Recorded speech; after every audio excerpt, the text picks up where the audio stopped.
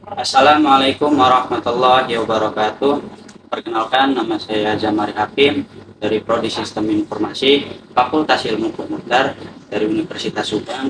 Kali ini saya akan meresum dari buku Pendidikan Kewarganegaraan untuk Pendidikan Tinggi, yang mana dari pengarang Dr. Ujang Carda, SH, MA, MIP, MAP.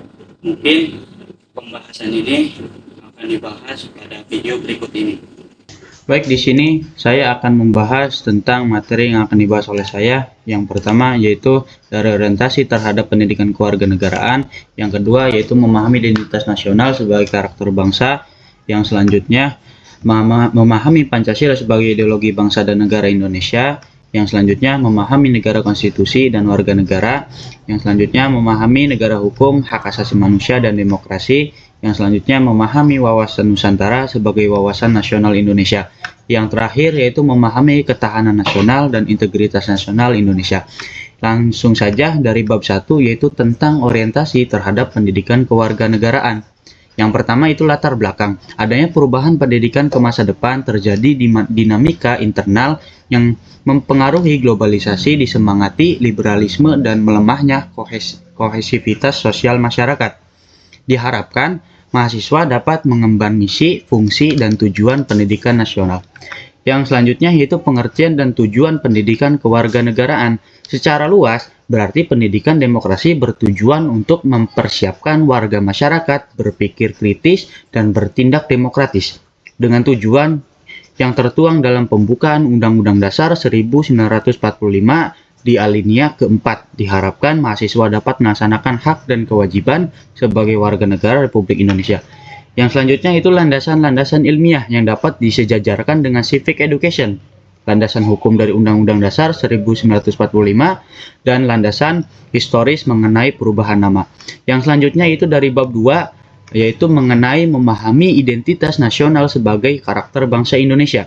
Identitas nasional, istilah Indonesia dikenal dengan Nusantara.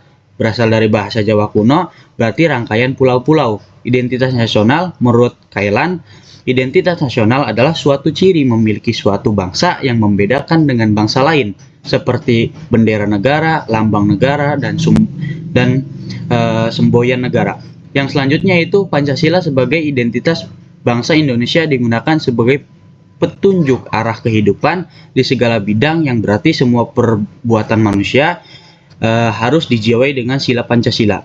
Yang selanjutnya yaitu Bhinneka Tunggal Ika sebagai wujud dari keberagaman suku, adat, bahasa, dan agama di Indonesia seharusnya dipahami bersama untuk mewujudkan cita-cita membangun kemajuan bangsa. Yang selanjutnya yaitu dari bab 3 mengenai tentang memahami Pancasila sebagai ideologi bangsa negara Indonesia, yang mana pengertian ideologi secara harfiah yaitu ideologi berarti cita-cita yang tetap dan harus dicapai.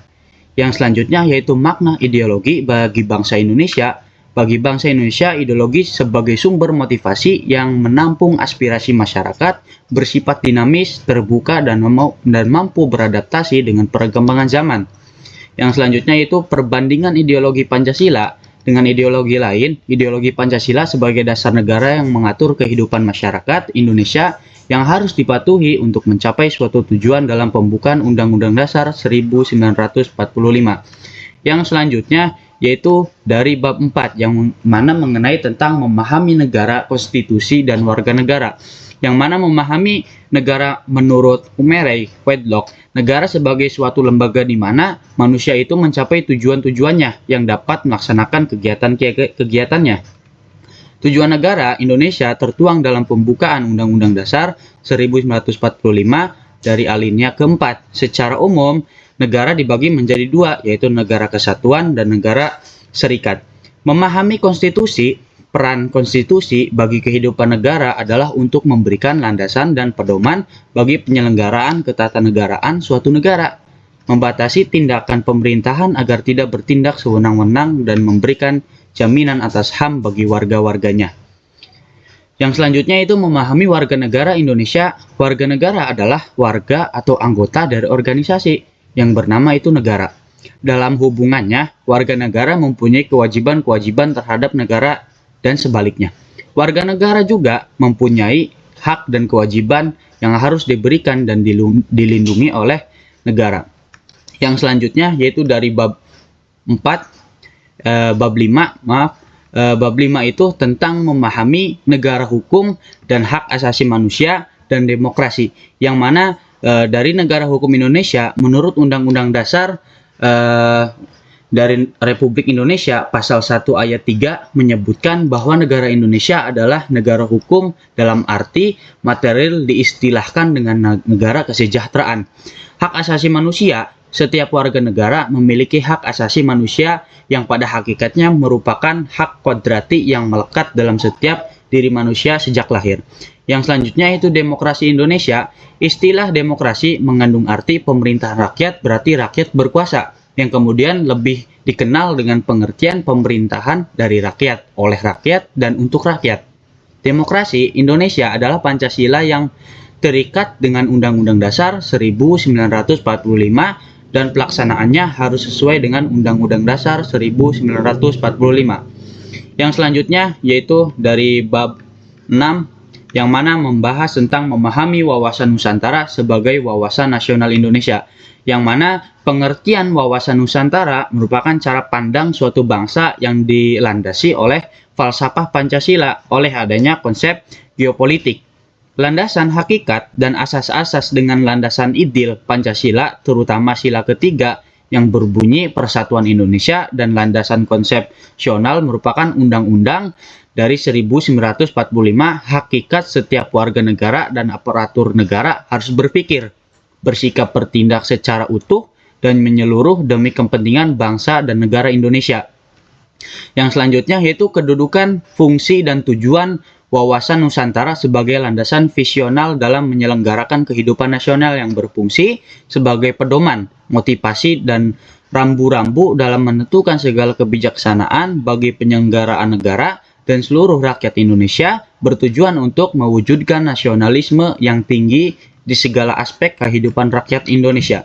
Yang terakhir yaitu dari bab 7 yang mana mengenai tentang memahami ketahanan nasional dan integritas nasional Indonesia, yang mana ketahanan nasional dari tahun 1969 lahir istilah ketahanan nasional, yaitu keuletan dan daya tahan suatu bangsa yang mengandung kemampuan pengembangan kekuatan nasional yang ditunjukkan untuk menghadapi segala ancaman yang membahayakan kelangsungan hidup negara dan bangsa Indonesia.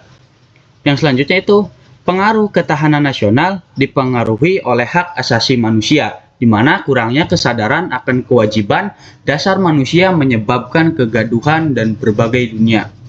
Selanjutnya pengaruh demokrasi, di mana rakyat berdaulat untuk menentukan masa depan negaranya. Kemudian pengaruh lingkungan hidup, di mana bila terjadi ketidakseimbangan dalam ekosistem akan berakibat terganggunya unsur ekosistem yang lain.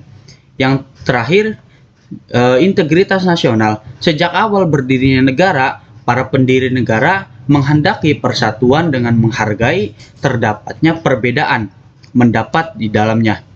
Ya, untuk mewujudkannya diperlukannya pandangan atau wawasan multikulturalisme. Baik, sekian dari saya. Kurang lebih yang mohon maaf. Wabillahi taufiq wal hidayah. Assalamualaikum warahmatullahi wabarakatuh.